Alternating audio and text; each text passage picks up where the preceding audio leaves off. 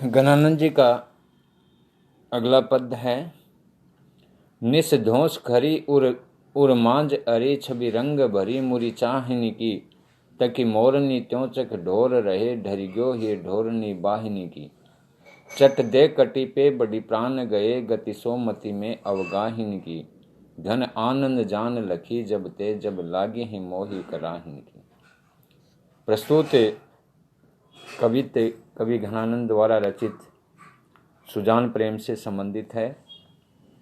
नायिका की जाते समय मुड़कर देखने की मुद्रा पर मुग्ध हो जाना, तब वह अपने मनोभावों का उद्घोटन करते हुए कहता है कि जाते समय मुड़कर देखने की प्रियतमा की आनंदमयी और उत्तम छवि मेरे हृदय में रात दिन स्मृति रूप में उसी प्रकार अड़ी हुई, अर्थात हमेशा वह हर समय समाई हुई रहती है। जैसे ही उसने जाते समय मेरी ओर मुड़कर देखा, वैसे ही मेरे नेत्र उसके साथ हो लिए और परवा के ढलन के समान ही मेरा हृदय उसी ओर ढलकर बहने लगा। जब वह नायिका अपनी कमर में शीघ्रता से बल देकर जैसे ही आगे बढ़ी, वैसे ही मेरे प्राण मन में तन्मयता से डूबते हुए उसके साथ हो लिए, अर्थात चले गए।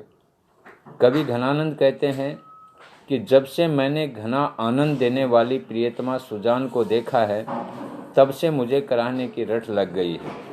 अर्थात जब से मैंने प्रियतमा की प्रेमाशक्तिपूर्ण भंगिमा को देखा है, तभी से मैं करा रहा हूँ। आचार्य विश्वनाथ प्रसाद मिश्र ने तकी मोरनी अवगाहिनी की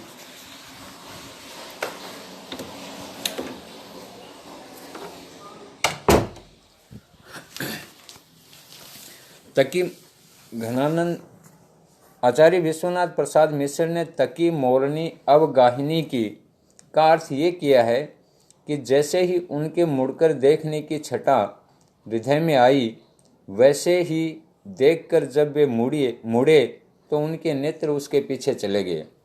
उन नेत्रों के रास्ते हृदय उसी प्रकार उनमें ढलकर जा मिला, जैसे नाली से पानी ढलकर निर्दिष्ट स्थान तक पहुंच जाता है।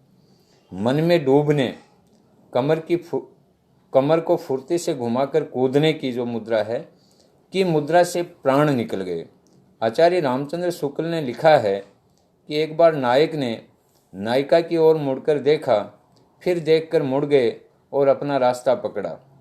देखकर जब वे मुड़े तो नायिका का मन उसकी ओर इस प्रकार ढल पड़ा जैसे पानी नाली में ढल जाता है।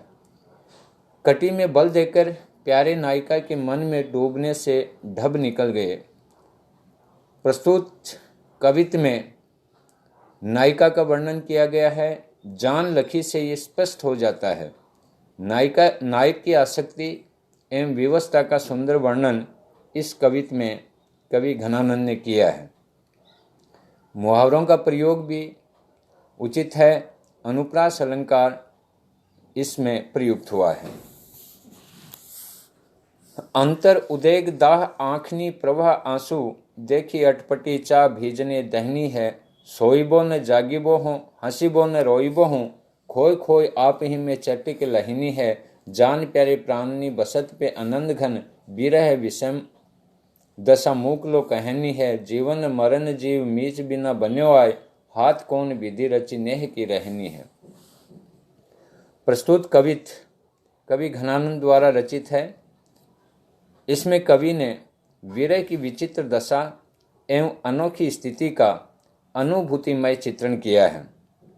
विरहिणी नायिका कहती है कि विरह की दशा बड़ी विचित्र है।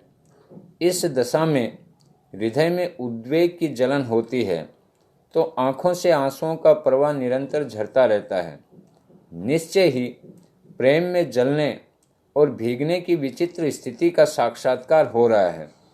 अर्थात जलना भी और भीगना भी एक साथ अनुभव किया जा रहा है। विरह ही प्रेमाग्नि से जलता भी है तो अश्रुओं के प्रवाह से भीगता भी है। इस दशा में न तो सोया जाता है न जागा जाता है, न हंसते ही बनता है और न रोना ही बन पड़ता है। इस स्थिति में प्रेम करने वाला अपने आप में खोकर अपने में ही लीन हो जाता है। प्रेम में प्रेमी को जादू का सा अनुभव होता है। वह दृष्टि भ्रम में पड़कर नकली और असली का अंतर नहीं कर पाता। कवि घनानंद के कथनानुसार विरहिणी नायिका कहती है कि आनंद के बादल रूपी प्रियतम मेरे प्राणों में ही निवास करते हैं, परंतु मैं गूंगे के समान अपनी विरह की विषम दशा या व्यथा को प्रकट नहीं कर पाती हूँ, अर्थात स्पष्ट शब्दों में अपनी बात नहीं कह पाती हूँ, केवल हाव भाव से ही बताने का प्रयास करती हूँ।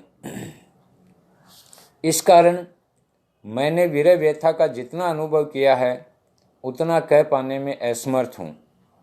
विधाता ने मेरे हृदय में स्थित प्रेम को ऐसा विचित्र बनाया है कि उसमें विरह ही बिना प्राणों के जीता है और मृत्यु के बिना भी मरता है, अर्थात मेरा जीव न तो मर पाता है और न सही तरह से जीवित रह पाता है।